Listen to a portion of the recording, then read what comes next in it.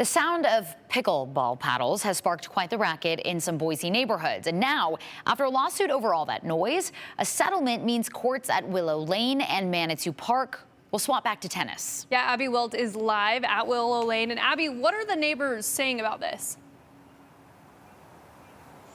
Hunter Morgan, I've talked with several of those neighbors whose yards back right up to these courts, and they say especially when the courts are full, it can be pretty disruptive and pretty loud, so they're all feeling very thankful that those courts will now be switched back to tennis courts.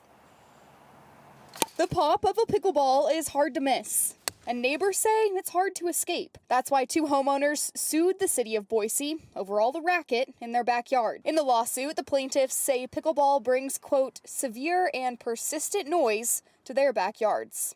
Neighbors in the area tell me that they hear this noise at about all hours of the day. They can even hear the ball when their windows are closed. That's why they say they're happy these pickleball courts are now turning into tennis courts. And there is a lot of noise that goes on with pickleball. The switch from pickleball to tennis came as a disappointment to Dwight Eck, who's been leading a pickleball group at Willow Lane's athletic complex nearly 5 days a week, every week. This is my home court. Pickleball isn't just exercise for Eck, but instead, between every rally, he's found community. Pickleball is more than just a sport. Pickleball is about a community of people. And we had a community of people here. We're real close. We go to lunch, we play pickleball, we have fun together, and it was a meeting place. But now he says his group is left in a pickle on where to play next. And we're all stretching out trying to find some place. The city says they exhausted every solution to try to find a compromise with neighbors, but still allow avid pickleballers to play at Willow Lane and Manitou.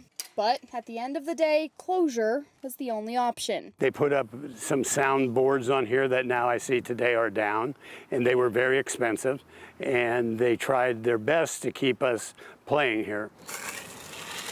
As Eck watches crews convert the courts from pickleball to tennis, he says the game will live on, just at a new court. We found some pretty good locations that I can't tell you about because too many people will go there. No.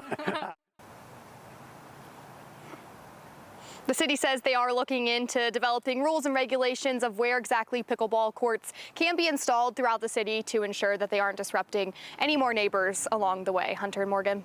Yeah, I was going to say, not a huge cost when it comes to changing the courts because they're similar, but changes are coming. Thank you, Abby.